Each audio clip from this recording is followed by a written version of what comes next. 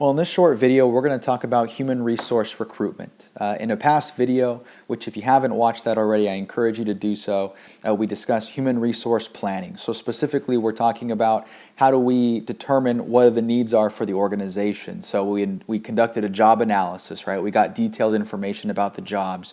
We forecasted our supply of labor as well as the demand of labor. And then lastly, we matched the two, right? We want to be consistent and ultimately be staffing our organization with demand in mind, obviously. We don't want people standing around. We want to utilize those resources effectively. And so if we identify a need or a gap that needs to be filled, then we go on to the recruitment phase. And the recruitment phase, obviously, we are trying to get qualified applicants to apply for our organization, right? That's really, we're trying to identify people that can fill needs in the organization, right? Vacancies, jobs. And then we're trying to attract those individuals. We're trying to get them to apply for those jobs. And historically, organizations that are very well known, very reputable, that have a history of treating employees well, paying them well, offering them great benefits, have a very easy time recruiting because of signaling theory. They signal to the environment based upon the fact that I pay well and provide you these benefits and fair treatment. It signals to the workforce, or to the applicant pool, I should say, that that's a pretty good place to work. And so obviously I would want to apply there.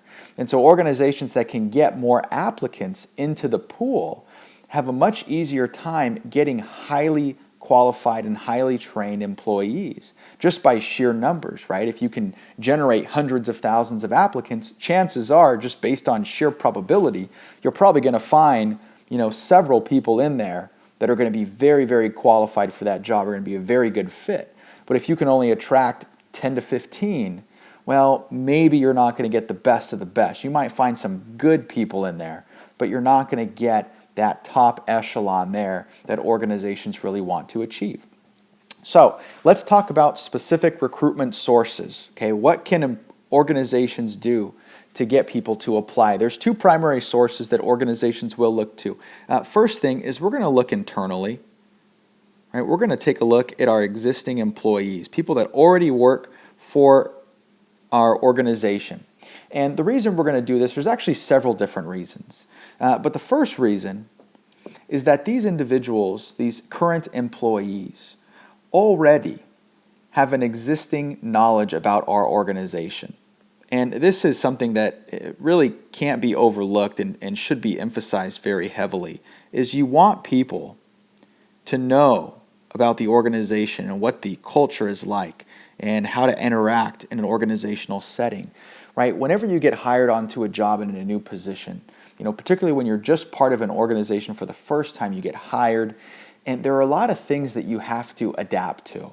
Right? You can look at the employee handbook and all those different things, but you really can't get a feel for the culture until you start working there, right? You figure out, what are the methods of communication, right? Kind of those informal channels. You figure out, how to, act in certain settings, right? You have to observe the behavior of your coworkers and how they interact with management, right? To see what's okay behavior. You kind of see how people send emails, so you can tailor the way that you send your emails and the way you structure and the way that you word them so that you're consistent with everyone else, right? Those aren't things that you can read in an employee handbook. You have to observe them and you have to be involved in the culture to figure those things out.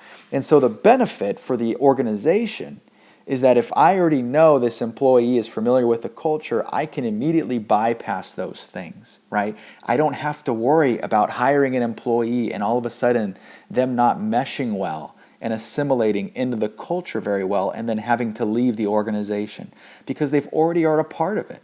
And so that is a very, very big benefit that a lot of times is overlooked, but is certainly an advantage of internal recruiting.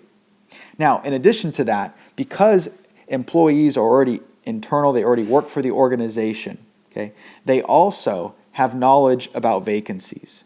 And I would say not just knowledge, but they have a more intimate knowledge than people that are applying outside of the organization. And I'll explain what this kind of refers to and what this looks like here. When a job is posted, right? Particularly through internal means, right? Through a job posting. So you're communicating information about the vacancy on company bulletin boards, employee publications, corporate intranets, really anything else that employees can access, whether it's an email that goes out to the entire organization, right? Chances are employees already know what are the tasks, duties, responsibilities, but also they've probably interacted with someone who has held that position. And so they have a more intimate knowledge of what really the job entails. Maybe some things that aren't really stated in the job description or on the job specification, right? Now, if you're outside the organization, you don't have that benefit, right? You're going strictly what's on paper and you're trying to gauge and formulate an opinion in your mind as to if there's going to be a fit there for you. Now, the benefit, of course, for the organization is if you have an employee that applies, then you can almost assume that they at least believe that they're a good fit. And chances are that they probably are a good fit as well because they have a more intimate knowledge of the job than really people outside the organization do. And so that's the trade-off there, is if you go external, if we hire people from the outside or at least recruit from the outside, then there always is that concern that we hire them, we determine that they are the best fit for the position, and we hire them, and ultimately they don't realize what they're getting into, right? Because there's a lot of things, those other duties as a sign section, right? It's very vague in general, and that gets kind of detailed once the job starts, and so that can be a little bit of an issue here. Now, the last thing is that internal recruiting is much cheaper, so you deal with the cost aspect. You can recruit internally for a fraction of the cost that you would recruit outside of the organization. So instead of posting and advertising in various different types of recruitment tools and recruitment websites or going through recruitment firms and those different types of things, you already have the people that you're trying to attract in front of you, right? They're your employees. You know already how to reach them, right? Through company intranets, through bulletin boards, through employee publications. So it's a very, very cost-effective means of recruiting as opposed to external. Now, although it's more expensive, external recruiting, there comes a time where there is certainly a need for it. Obviously, we discussed in lectures past that if you cannot find qualified applicants inside the organization, then obviously you have to recruit externally. You have to look outside of the organization to actually staff certain positions. And you might not want to resort to this initially off the bat. And for the reasons that I identified before, you have to also consider the motivational piece. If you are in an organization and that company is constantly bringing in new people for certain positions that you're interested in, that could be extremely demotivating. Because especially if you want to move up, you want to progress up the hierarchy in that organization, and they're not giving you the opportunity to, you may look at that job as a dead end, and that may require you to look outside of the organization and pursue other options for employment.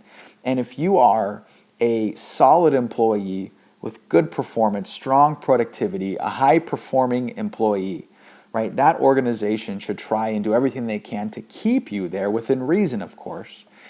Because it's going to take so much and cost so much to ultimately replace you to get a person into the position, to train them, and there's no guarantee they're going to perform as well as you did in that role. So a motivational piece, internal or promoting from within, is very, very important. A lot of times in the interview process, right, that's a big question, right? Do you promote from within? If so, at what rate, right? Because they want to know, do we look internally or are we always looking external? Which is good sometimes because you do get fresh perspective, you get new blood in as well. So there's a couple different things that we look at for external recruiting, and each of these has a certain cost to it, right? So one of them is we have what we call direct applicants.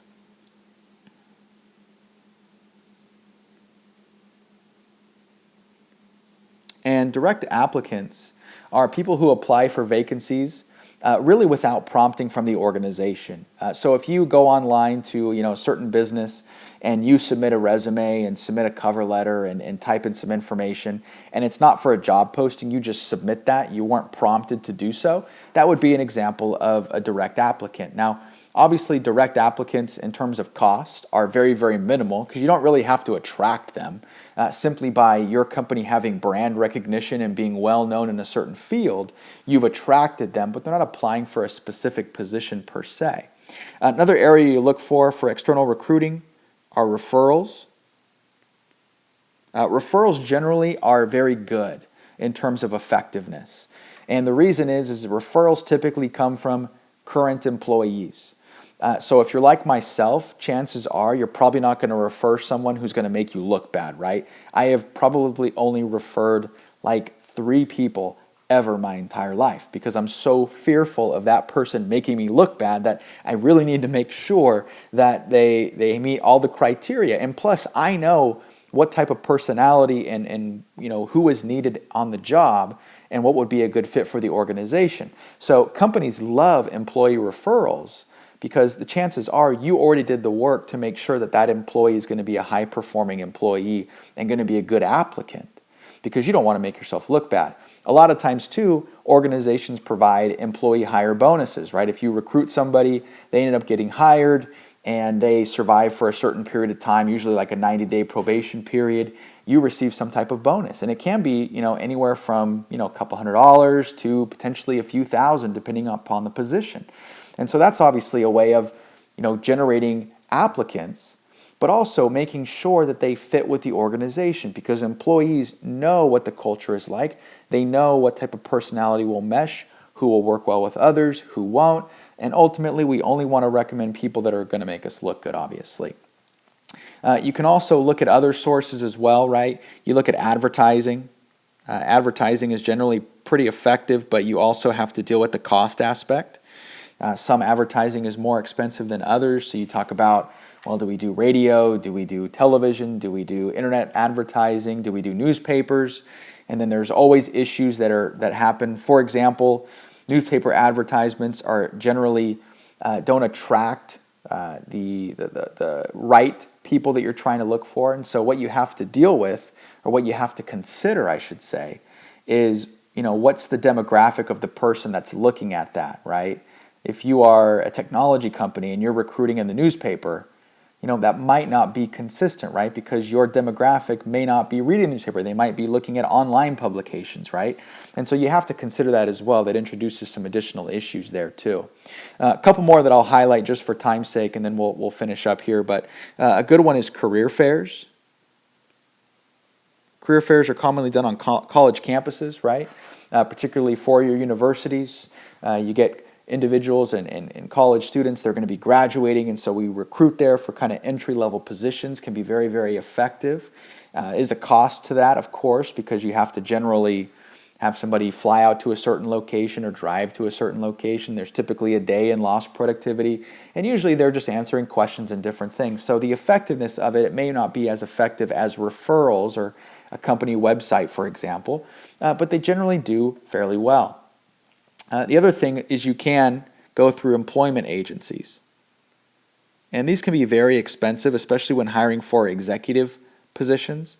But employment agencies is essentially an outside organization, and you outsource the recruiting function to them. And so they're in charge of actually the hiring process, or not the hiring process, but they're in charge of identifying applicants, of course, identifying employees, potential employees, and then ultimately bringing them together, screening them based upon certain criteria. And then if they pass that criteria, they move on to interview with you. And so you get people that are somewhat screened, but maybe not in the fashion that you would have wanted to. So this may be effective because they go through a screening process.